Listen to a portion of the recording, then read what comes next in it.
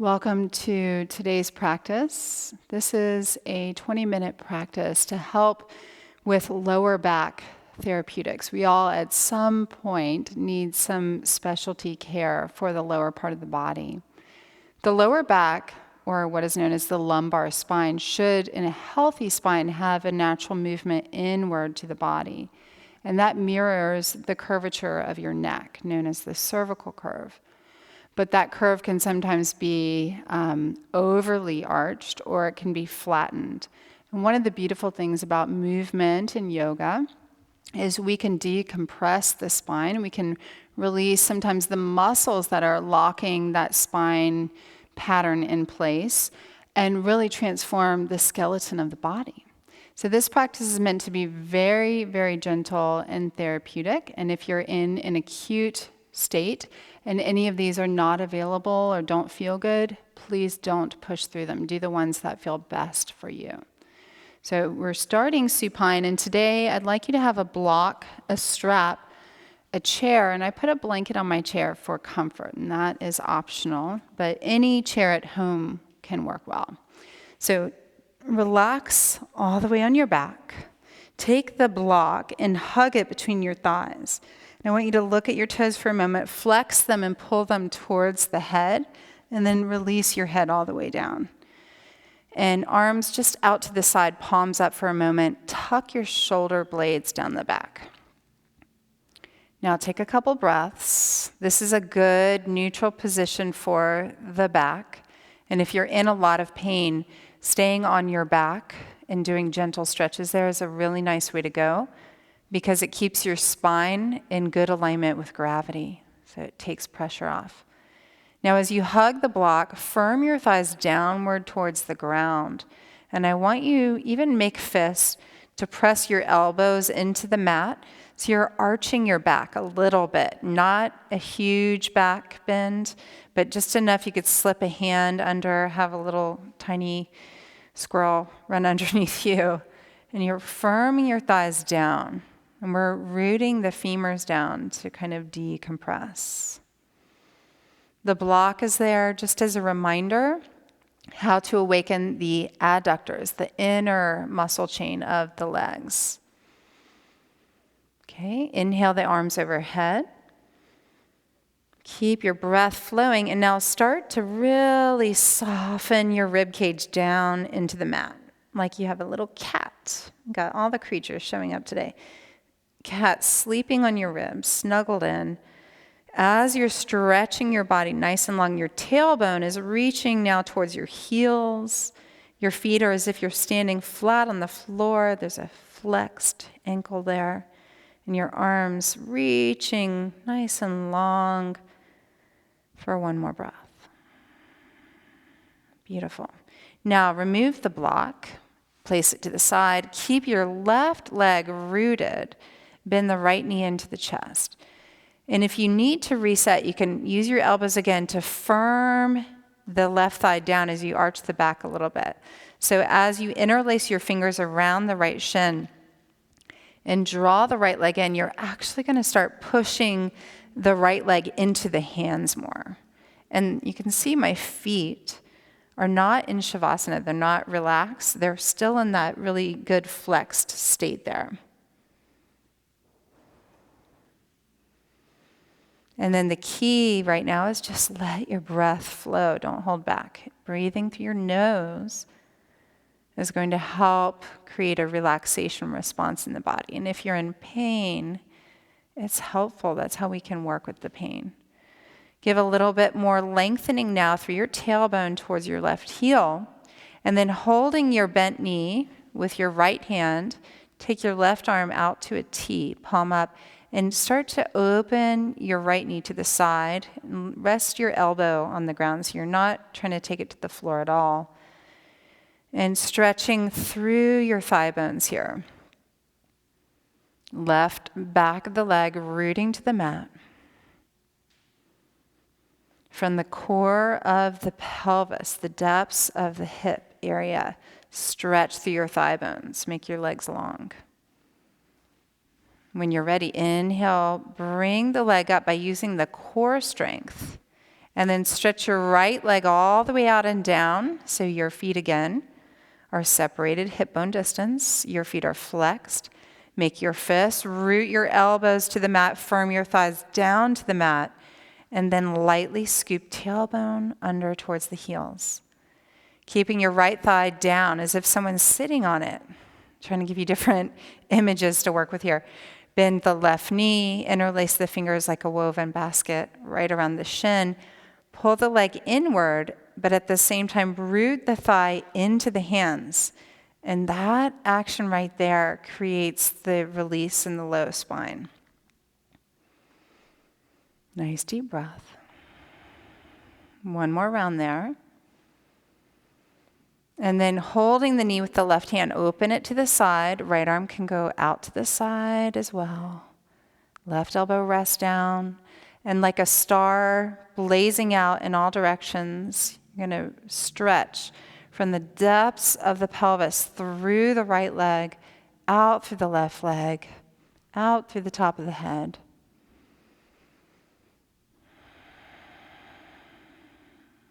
Your next inhale, use the core tone of the body to bring your leg back in. And now bend both knees to the chest. Pull the legs physically in. Try to keep the back of your pelvis stamping down into the mat. And then press your thighs towards your hands. So you have form, drawing your legs in. And then you have action, rooting your thighs to the sky. And you might even kind of wag your tail a little bit. Roll a little side to side if that's feeling good. It's a bit of a massage. And then keeping the right knee bent, place the foot on the floor. You're going to grab a hold of your strap, opening it all the way. Place the strap right where the ball of the left foot meets the arch there. And stretch your leg towards 90 degrees. And if 90 degrees is too much stretch for today or not feeling good, lower it to wherever the leg can be straight with comfort. And your both hands are holding the strap at least halfway up so you can anchor, pulling down on the strap and then resisting back up, pressing through the ball mount of the foot, just like you would press on the gas pedal in your car. Now with this right leg bent, we can still find that little arch, so a little cute animal can run underneath. You're going to maintain that arch as you straighten your right leg all the way down. You might pop your head up. Make sure your ankle, knee, and hip are all in one plane there. And then rest your head back down. So your lower spine still has an arch there. And this is just releasing tension in the hips and the legs, and a lot of that tension can affect the back. Now, next option is to hold the strap in the left hand, place the right hand on top of the right thigh, and keeping your legs hugging as if you have saran wrap on all sides. So you're hugging from skin to muscle, muscle to bone, like the rings of the tree. You have that rings of strength. On an exhale, open the leg to the left. Let the left elbow perhaps support you. We're not trying to get the leg all the way down to the ground. What would happen if we did that is the bottom hip and leg would pop up. So instead, the therapeutic action is to keep this right leg still working towards pressing down. It may or may not touch physically. For most people, it's not actually possible to get the upper back of the leg down. But you're keeping that action within the form. Like the blazing star, reach from the pelvis through the legs. Reach from the pelvis out long through the top of the head. Inhale, bring your leg up. Right hand holds the strap. And now just cross over a quarter of the way. And really work towards pressing your top thigh into the back plane of the leg. You might put your left hand there and firm it away. Nice deep breath there. This is a fabulous release. Inhale back up. And now lower your left leg all the way down. Put the strap on the right foot. Fancy moves here. Bend your left leg back into that lunge. That takes the hamstring out of the picture for a moment. Take your right leg to the sky. Both hands hold one side of the strap, halfway up. Pull down, resist up, as you press to the ball of the foot.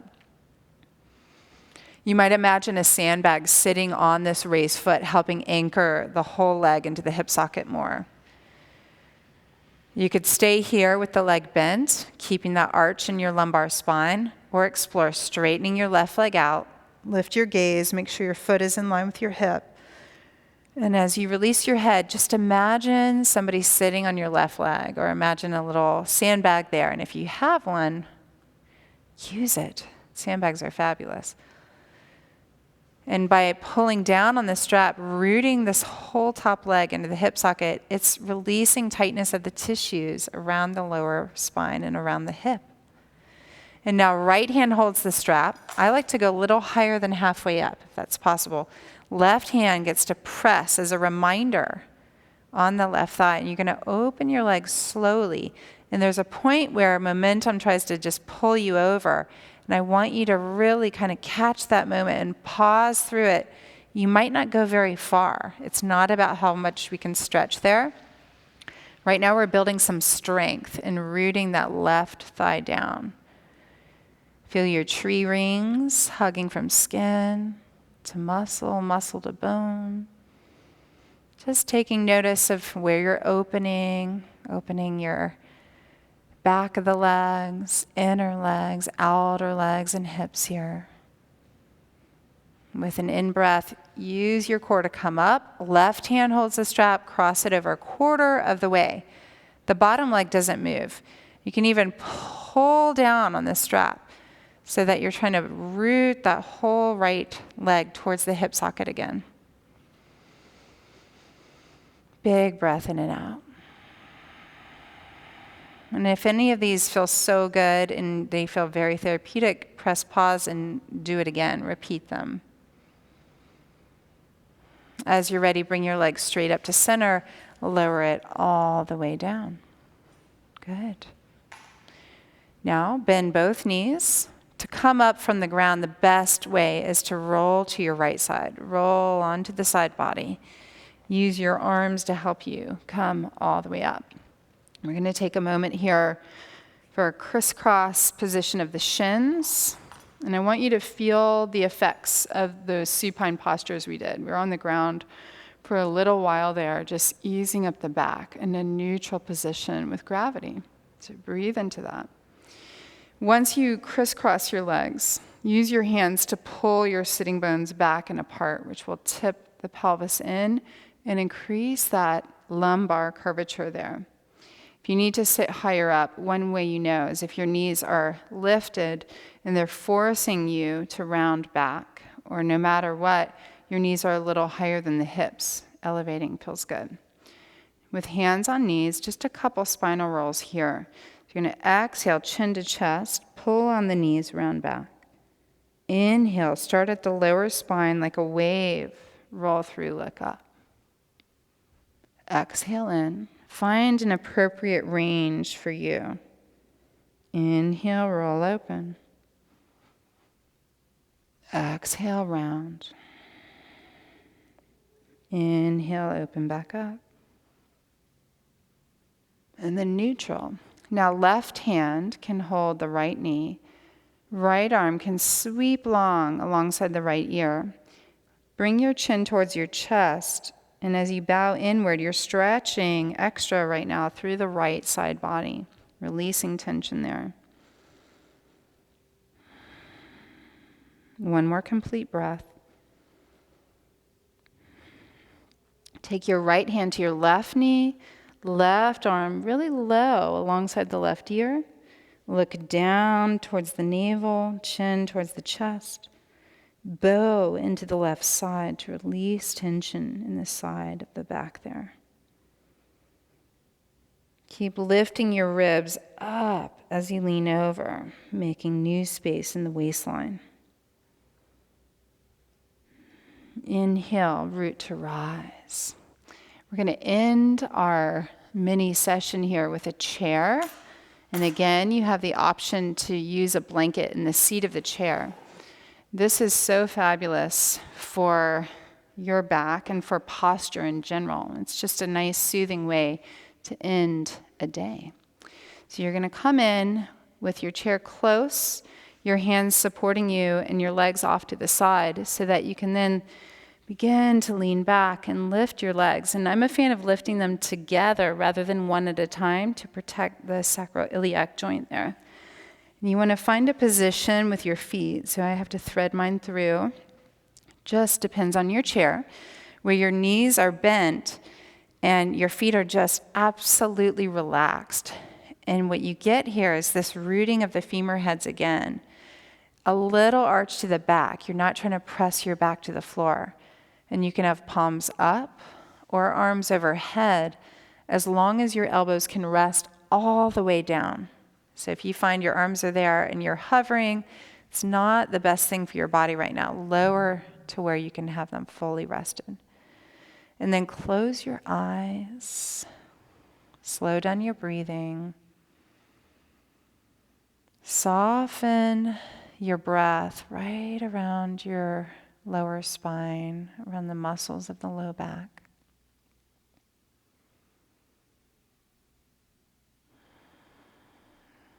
Let the back of the pelvic area get heavier to the ground.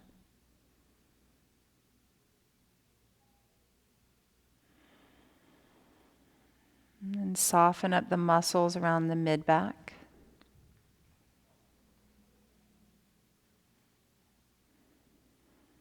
Letting the ribs melt down into the body. And the body spreads down and across the mat.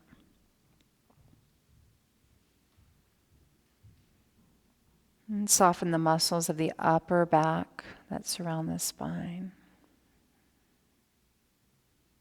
Between the shoulder blades, out through the neck.